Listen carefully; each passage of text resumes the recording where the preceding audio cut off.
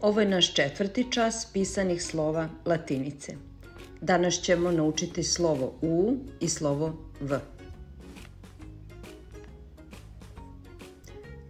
V kao višnja. Da vidimo kako se piše pisano slovo V.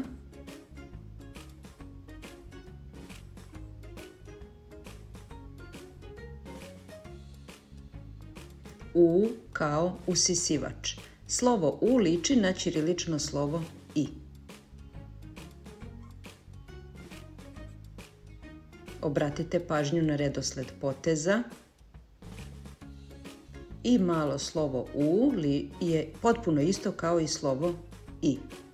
Do sada smo naučili pisana slova latinice A, E, J, O, K,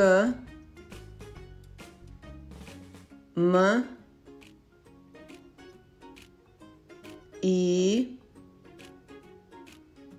T, V, U.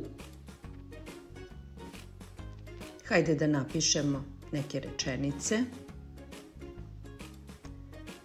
Vukota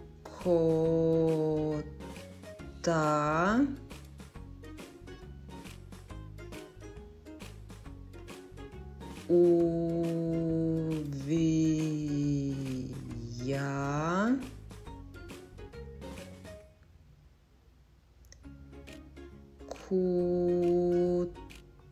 kutiju.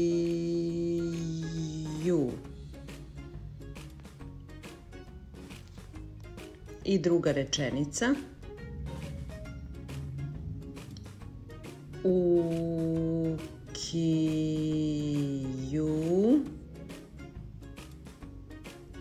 je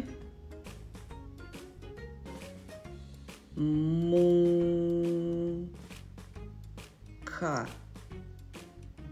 Nadam se da vama neće biti muka dok učite pisana slova latinice. Srdačan pozdrav!